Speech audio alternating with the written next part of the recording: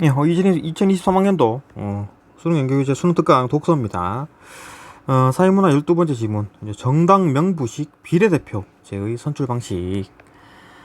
비례대표. 그죠? 문제가 좀 많지요. 그죠? 국회의원들이 비례대표를 올려놨더만 일하는 거 보니까 좀, 그죠? 일반 국회의원도 좀 질떨어지는 사람 많은데, 정말 참 문제입니다. 그죠? 비례대표. 봅시다. 그건 어쨌든, 그죠?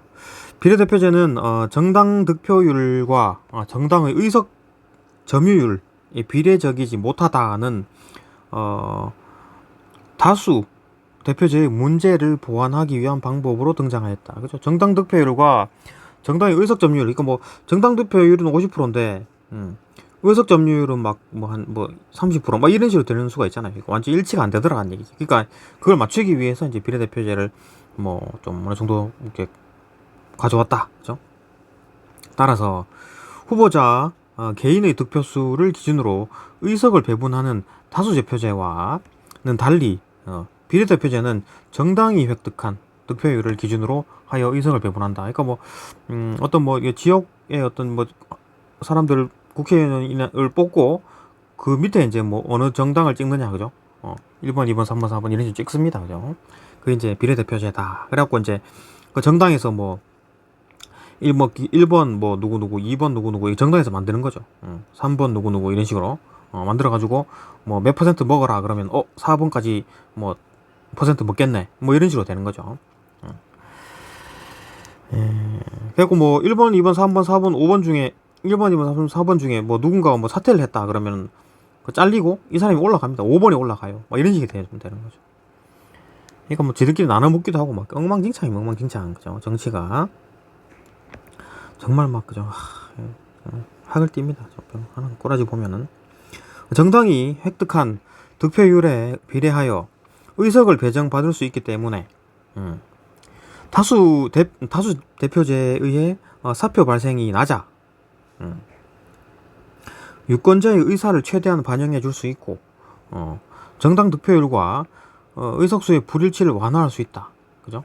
그러니까 뭐 결국 이제 정당 득표율과 정당 의석 점유율을 비슷하게 하고 싶다. 그게 이제 민심이 아닌가 뭐 이런 식인 거죠. 또한 다양한 사회 구성원들의 의원으로 선출될 수 있다. 그죠? 이게 뭐 장점인가요? 이게? 그죠? 뭐 이렇게 뽑아놨더만 품질 떨어지는 사람들이 올라가가지고 이상한 짓거리 하고 그죠? 막. 하여튼 비례대표제는 모든 의석을 비례대표제로 선출하거나 전체 의석의 일부를 비례대표제로 선출하는 방법이 활용된다. 모든 의석을 또 이렇게 하는 수가 있나요? 비례대표제는 국가에 따라 여러 가지 형태로 운영되고 있는데 대부분의 나라들은 정당 명부식 비례대표제를 채택하고 있다. 정당 명부. 정당 명부식 비례대표제가 뭘까? 해당 선거구에서 선출할 인원수와 같거나 적은 수의 후보 명부를 정당에 제출하여 유권자는 후보 명부를 보고 이들을 공천한 정당에 투표하는 방식으로 의석을 배분하는 방식과 기표 방식에 따라 다양하게 운영된다. 의석을 배분하는 방식으로는 그죠? 의석을 배분하는 방식과 기표 방식 이렇게 나눠지네요. 최대 자녀 방식과 최고 평균 방식이 대표적이다. 그다음 기표 방식으로는 뭐 범주 투표 방식과 선호 투표 방식이 대표적이다. 이런 거 주로 설명하나요? 그죠? 봅시다. 의석을 배분하는 방식은 한 표가 갖는 가치를 동등하게 보장하려는 원리를 바탕으로 각 정당의 득표수, 해당 선거구의 의석수와 같은 기본 정보를 활용한다. 최대 자녀 방식은 선거구에서 각 정당이 얻은 득표수를 기준으로 나누어 그러니까 얻은 득표수를 기준수로 나누어 그렇죠? 얻은 몫의 정수 부분만큼의 의석을 배분하고 득표수를 어떤 기준수로 나눈답니다. 그래가지고 어떤 정수가 나오면 그죠. 뭐 소수점 날리고 그게 뭐 의석 배분하여 배분되지 않은 의석은 몫의 소수 부분이 큰 정당부터 배분. 이제 그 소수도 이제 완전히 버리지 않고 그걸 이용해 가지고 배분되지 않은 거는 이제 뭐 큰 정당부터 조금씩 준다. 이때 활용되는 기준수 그죠. 이 기준수가 뭔지 그죠. 설명을 하겠네요. 기준수는 헤어 기준수, 헤어, 하프바겐 비쇼프 기준수, 임페리얼 기준수 등이 있다. 한번 설명하겠네요. 그죠? 헤어 기준수는 선거구의 총 유효 투표수를 의석수로 나누어 총 유효 투표수를 그죠? 의석수로 나누어 얻은 몫의 정수 부분. 그 다음에 하겐바흐 비쇼프 기준수는 이걸 말하는 거죠. 선거구의 총 유효 투표수를 의석수의 1을 더한 값으로 나누어 얻은 몫을 정수 부분, 몫의 정수 부분. 그 다음에 이제 마지막 임페리얼 기준수는 선거구의 총 유효 투표수를 의석수의 2를 더한 값으로 나누어 얻은 몫의 정수 부분. 뭐 1을 더하고 2를 더하고 이게 무슨 의미가 있는지 한번 봅시다. 그죠? 그리고 각 몫의 소수 부분 첫째 자리에서 반올림한 값, 반올림을 하네요. 소수 첫 번째에서. 예를 들어, 뭐가 있는 모양이죠. 만약, 한 선거수의 의석수가 5라 그랬고, 총 유효 투표수가 1000이니까, 최대 잔여 방식, 그죠? 이걸 적용하면 헤어 기준수로는 이거 나누고, 그죠? 의석수 나눠버리니까. 200. 하겐바흐 비쇼프 기준은 1 더한 거니까 뭐 이렇게 임페리 거기다 올리는 거죠. 그죠? 여기서 이제 반올림 해버리니까 이렇게 되겠네. 임페리얼 기준수는 2를 더한 걸로 나눠 가지고 또 이렇게 올리는 거. 그죠? 반올림 해가지고 이렇게 수가 나온다. 각각의 기준수로 정당이 얻은 득표수를 나누어 얻어낸 몫이 각 정당의 의석수를 결정하기 때문에 그렇죠? 각 기준수로 각 정당이 얻은 득표수로 나누어, 그러니까 정당이 얻은 득표수를 기준수로 나눴다는 얘기죠. 그래가지고 내 몫이 각 정당의 의석수를 결정하기 때문에 어느 방식을 선택하는가에 따라 정당이 얻는 의석수는 달라진다. 이게 의석수니까 달라진다. 하지만 이 방식은 경우에 따라 정당 득표율을 정확하게 반영되지 못하는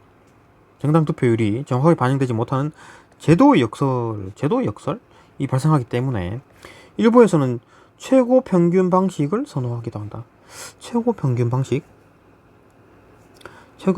어디 있었나요? 최고 평균 방식 최대 잔여 방식과 최대 평균 방식이 대표적이라 그랬으니까 보자. 뭐 최고 평균 방식에 대한 얘기가 나올란가요? 최고 평균 방식에 대한 얘기가 나와요. 이건 뭐 그냥 뭐 투표 수를 어떻게 나누느냐, 그죠? 비례대표를 얼마나 몇 석을 차지하느냐 그것 가지고 이제 뭐 숫자로 하는 거네요. 한 석, 두 석 차이 나는 걸로, 그죠? 최고 평균 방식은 각 정당의 득표수를 기준수 대신 제수로 나누어, 기준수로 안 나누고 제수로 나누어 얻은 몫이 큰 순서대로 의석을 배분하는 방식이다. 사용하는 제수에 따라 동트 방식, 생그라 방식, 수정형 생그라 방식. 뭐지? 봅시다.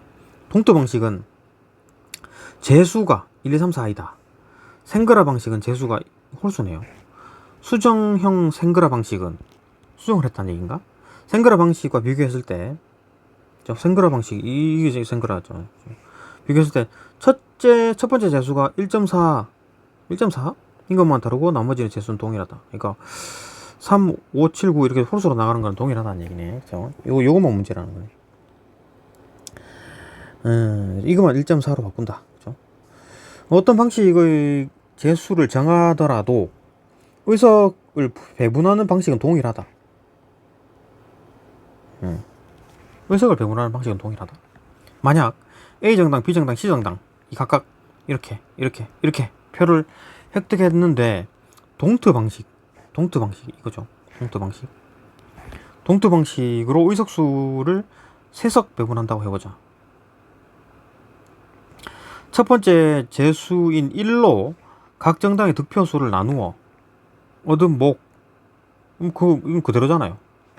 가장 큰 값을 가진 A 정당이 먼저 의석을 배분한다.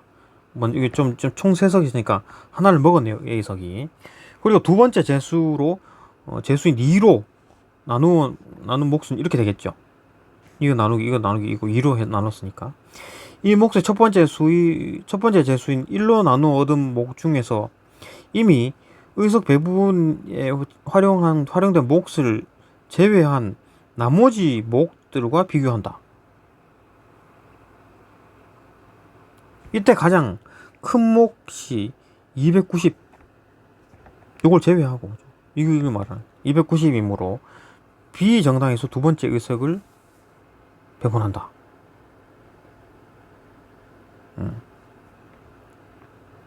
다시 세 번째 재수인 3으로 정당의 득표수는 3으로 나누면 이렇게 될 거고, 이걸 이미 의석 배분에 활용한 몫들을 제외한 나머지 몫들과 비교한다. 이때 몫이 가장 큰 몫이 이거이므로, 이게 이제 가장 크네요. 그 다음, 그러니까 이거 다 비교한다는 얘기지. 그러니까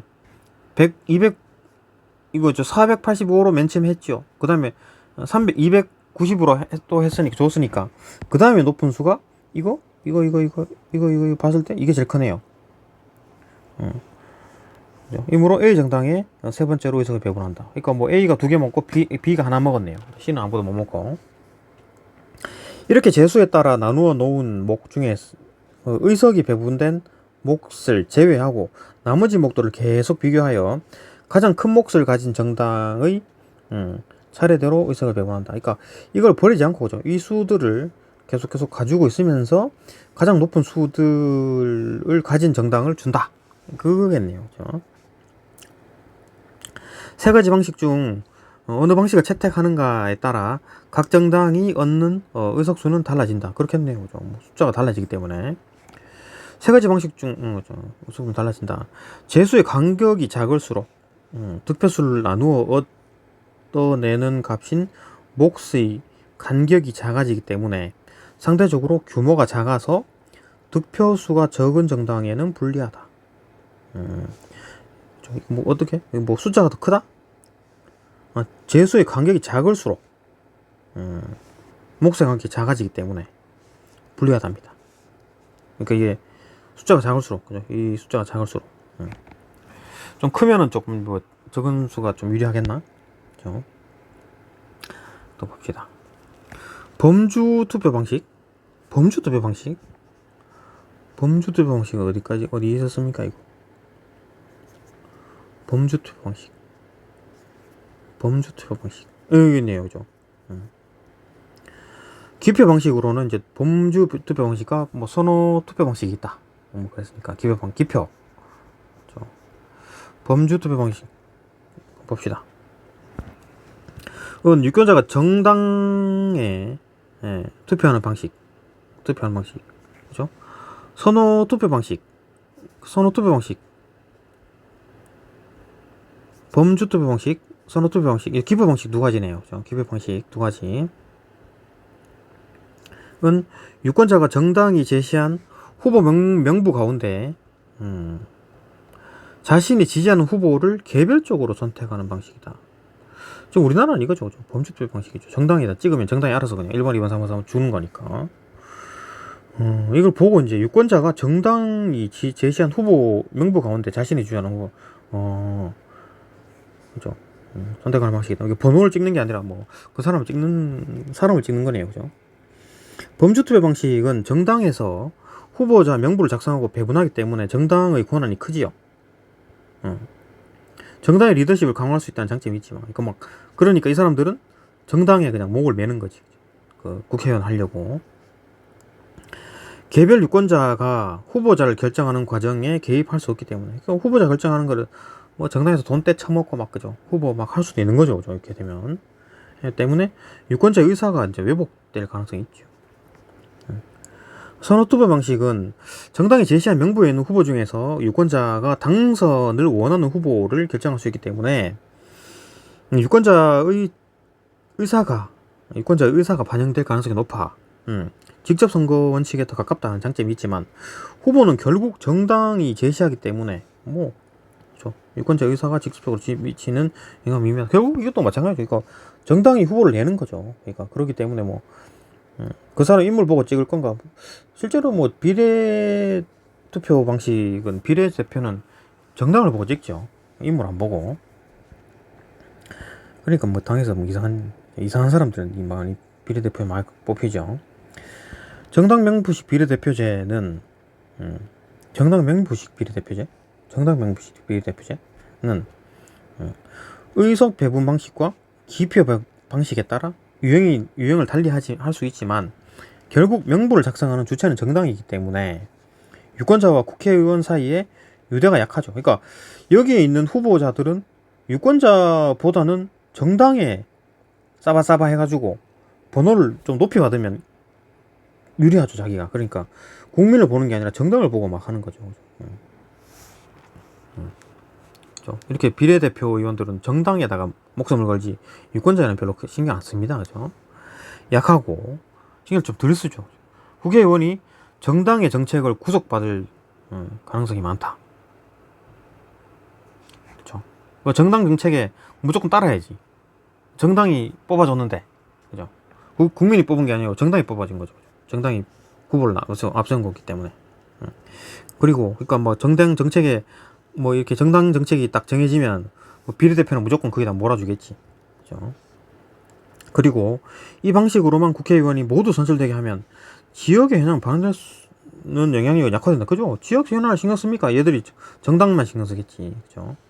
하지만 다수 대표제의 한계를 보완할 수 있다. 다수 대표제 보완할 수 있고 국회의원이 전체 국민의 대표라고 보는 대의제의 취지에도 부합하는 제도라는 점에서 의의가 있다. 그런가요? 뭐 개인적인 의견이 있지만 저는 뭐 너무 그 비례대표로 뽑힌 사람들 보면 엉망진창이라 가지고 TV 같은데 토론하는 거 보면 막 정말 참 저런 사람이 됐나 싶을 정도로 그런 사람이 있으니까 회의적입니다. 그죠? 개인적으로는 뭐 글은 이렇게 써 있으니까 뭐 글대로 해석합시다. 1번 적절하지 않은 것은 답 2번이네요. 2번 2번의 답, 그죠? 기역과 니은을 비교한 것으로 가장 적절한 것은 2번이다.